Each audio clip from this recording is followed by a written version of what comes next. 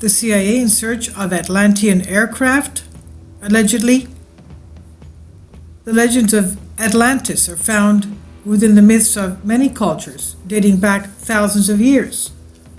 And we have the description of the kind of technology they had in the Emerald Tablets written by Thoth the Atlantean. Thoth was one of the first deities of ancient Egypt. It's believed that he was the one who built the Giza pyramid, and he describes in the Emerald Tablets that he has hidden his spacecraft under a sphinx in a plateau of pyramids. Now, Giza is not the only place that we have pyramids in Egypt. We also have Saqqara and other areas, although we don't have a sphinx, at least not found yet, anyway. But this, according to the Greek article I'm translating for you, the legends of Atlantis are found worldwide, an important factor thanks to Plato, who referred to the city and characterized it as a large island beyond the columns of Hercules, the pillars of Hercules, which are believed to be Gibraltar, opening towards the Atlantic Ocean. So much has been written about Atlantis technology, including that the lost continent had submarines, motor-powered vehicles, mysterious power crystals that produced power for the city, flying crafts, and even spacecraft. They had space travel as well. Space travel, but also from the Emerald Tablets written by Thoth the Atlantean, they had interstellar travel, they had time travel, and they also played around to the dismay of humans on Earth with interdimensional zipping back and forth. And from what he states, that's how they really got into trouble, bringing in demonic entities from other dimensions. And they were, of course, involved with dark forces and black magic and the like. Now, that's from the Emerald Tablets, what we've learned. But going back to this, much has been written about Atlantis technology, including that they had submarines, vehicles, and space travel. Now, the first book on the possibility of flying a craft was by William Scott Elliott in his book titled The History of Atlantis and the Lost Lemuria. It was published in 1909. Scott Elliott describes the incredible technology and aircraft that sailed through the sky, the craft that sailed through the sky, with silent grandeur. They were silent, using a force lost in antiquity and still not known today. However, it does not rely on objects, texts, or physical elements to support its incredible claims. Scott Elliott addresses Atlantis's advanced technology in periodic psychic sessions nowadays called remote viewing. Remote viewing, credited by the CIA and the Pentagon in a program called Stargate, resulting from work done for decades by notable scientists such as the genius Michael Faraday. American physicists Harold E. Puthoff and Russell Targ collaborated with the Stanford Research Institute's Electronics and Biotechnology Lab. As their research began to produce measurable results, the Pentagon immediately showed interest.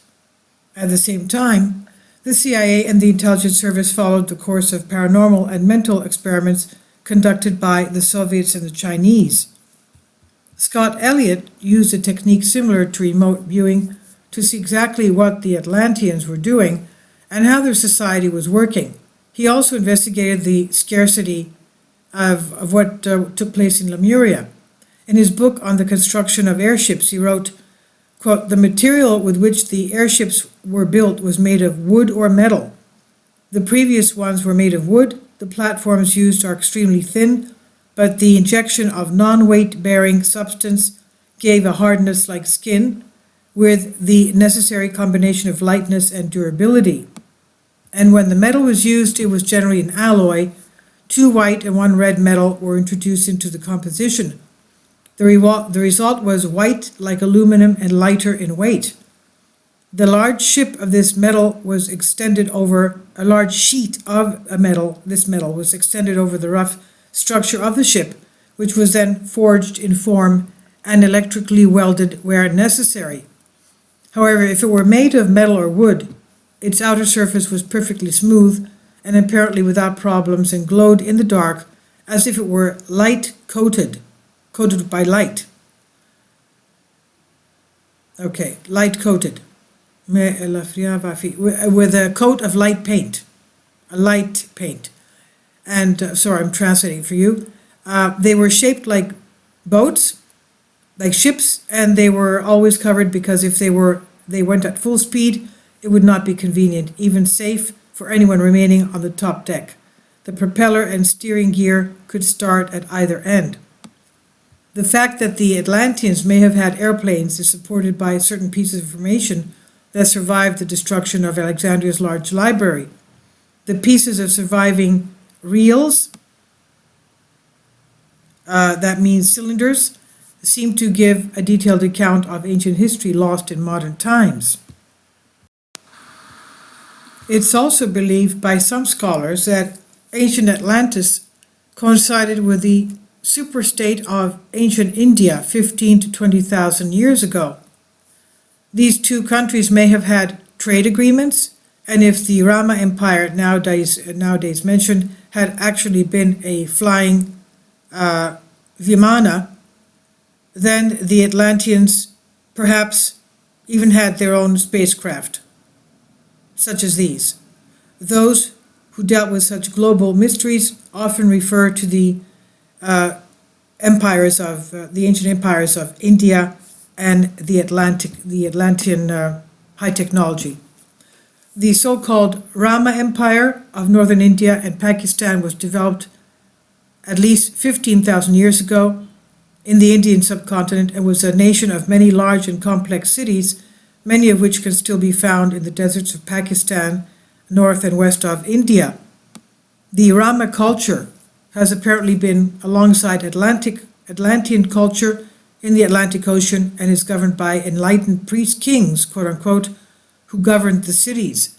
The 7 great capitals of Rama were known in classical Hindu texts, but the skeptics of Atlantis, much more of Atlantean spacecraft, the legions of spacecraft, it's doubtful that these details of the ancient aircraft will ever be accepted unless an archaeological excavation reveals them accidentally sometime in the future. However, in line with the above, and in conjunction with other classified CIA documents and other intelligence services, their keen interest in Atlantis and Mars and Tesla technology as much and much more is evident. Now, if all this were meaningless and degraded as they are nowadays, all these subjects concerning Atlantis and the Atlantean technology, the advanced technology,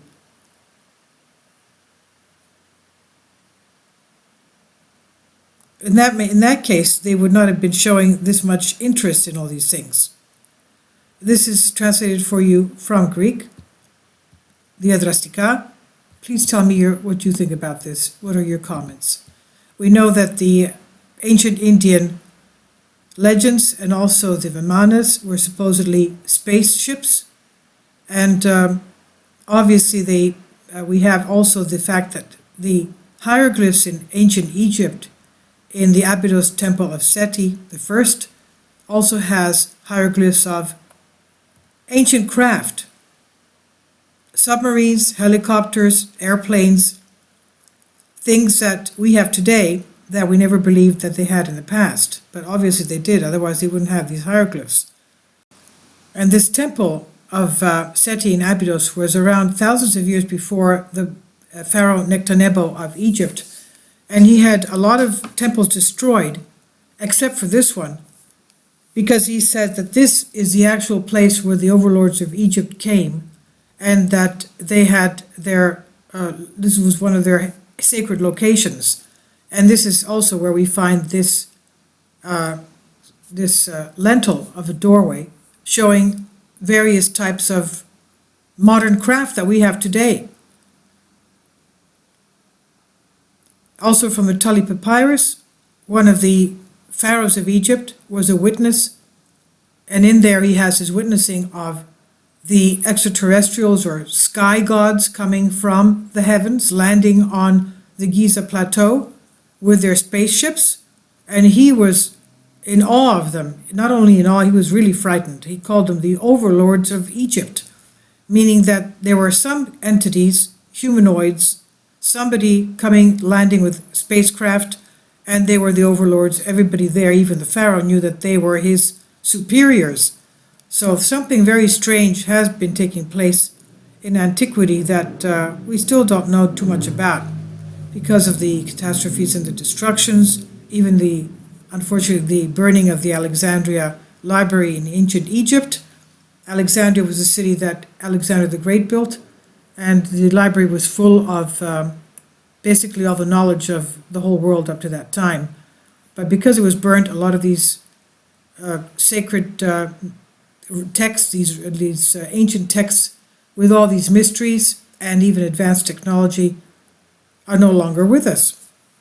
Please leave your comments. Thank you.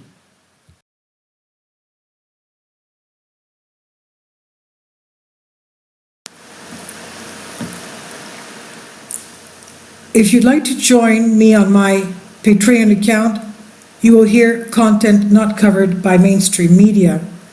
These riveting stories will be based on my research, and I will state my opinions and give my personal insight on diverse and controversial subjects and world events not covered by mainstream media, and not supported by YouTube guidelines. So whatever I have on my Patreon, most of those will not be on my YouTube channel. Please consider becoming a member today. More of the most significant and important videos will be on my Patreon channel. Your support helps me to continue my research and keeps this YouTube channel alive. And we depend on your support, your generous charity, because we help economically challenged families here in Athens, Greece, in Kapota, and we also help the young generation with university tuition and the community around our church. Thank you.